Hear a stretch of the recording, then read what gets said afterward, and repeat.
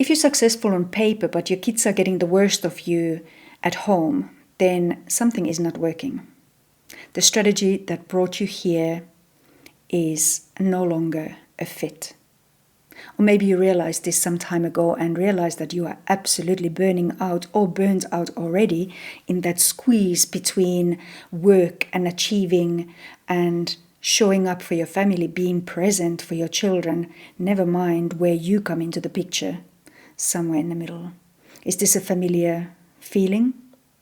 Maybe that led you to a moment where you wanted to just burn it all down and walk away and just be by yourself. Anybody? I know the feeling.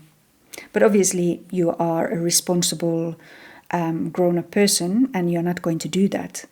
But denying that feeling is also not useful. It's a super clear signal. It's a strong signal that your body has had enough.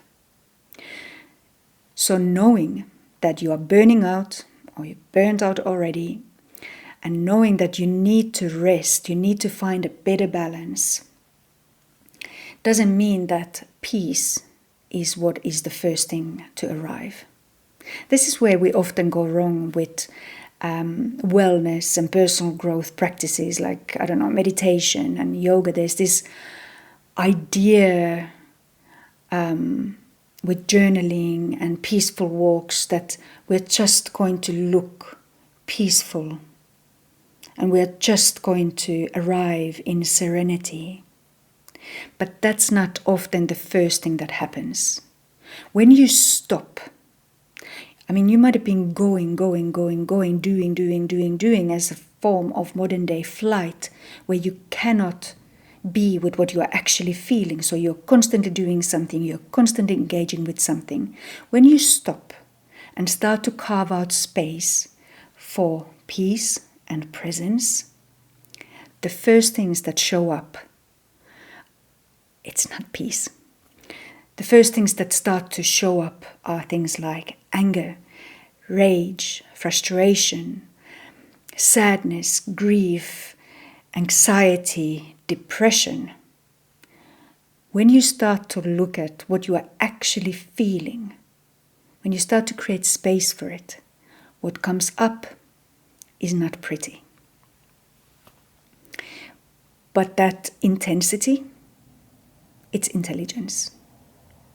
I know this because I've leaned into all of those emotions.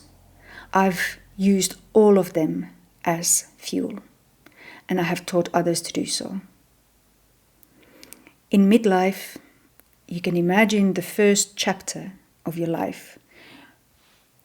How you could summarize it as finding out who you are, what you might want, having your family, your career, creating your business. It's been a lot of doing and a lot of attending to things that are outside of you. It's been a lot of learning, a lot of expansion, a lot of growth energy.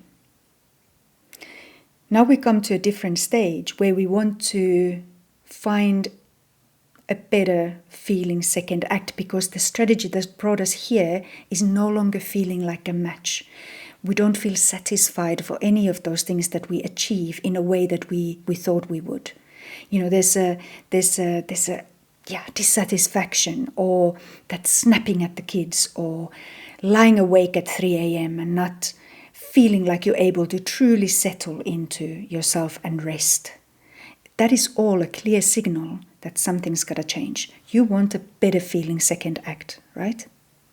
But we can't flick from one to the next. There is a transition period. And those strong, big, intense emotions are like an initiation.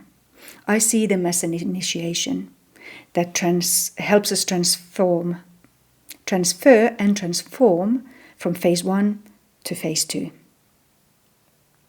You need to pop out on the other side of this phase to phase 2, acknowledging your wisdom, acknowledging who you are. As a woman, you go from breeder to a leader. That's significant. So these strong emotions, these incredibly intense emotions that we often feel, They are necessary to stop us in our tracks, those tracks that no longer fit.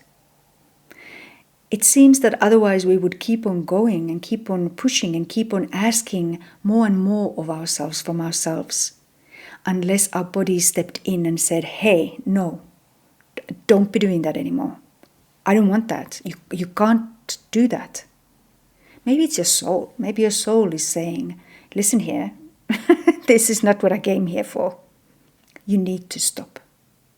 So that anger, it can become an incredible way of creating boundaries when you work with it intelligently, when you work with it intentionally, when you work with it somatically. It's not something that you can work with in your mind, I don't believe. I have found it to be much quicker, much more powerful and accessible through the body. Less of the whole mental gymnastics and guilt and shame and stories, actually just harnessing it as an energy that can be a creative energy through the body. That sadness, that loss, it's beautiful fertile ground for creating deeper connection. First of all with self. And from there compassionately with others. That anxiety, that can highlight how many problems you are trying to solve all the time. Your body is generating so much energy for you to try and attend to all of these things, solve all of these things. Do you really need all of that? Is that not mostly just busy work? Are all of those things that you do every single day, that you believe you have to do every single day, do you really need to? Maybe that anxiety and you having to work to come back into yourself, into grounded, better feeling state, not feel like you've had 10 cups of coffee. Needing to make that effort is also useful for forcing you to look at what it is that you're actually taking on. Maybe that time in your life when you took it all on and said yes when you meant no, maybe that's over. Maybe it needs to be over. So I think little gratitude to that anxiety is in order. Thank you for highlighting how busy I've been keeping myself.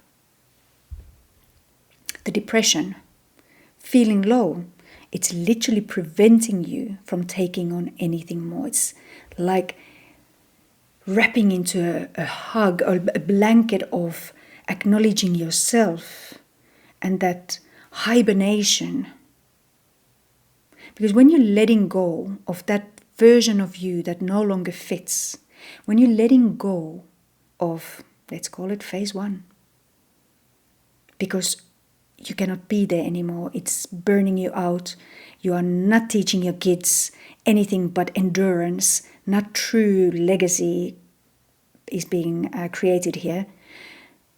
Maybe the depression is also to show you all the things that you literally depressed while you were keeping going, while you were keeping pushing in that previous version of you. So embrace it. Try and embrace it. Try and let it be. Let it speak to you, show you what it's there for. The intensity is a gift. Too strong to ignore.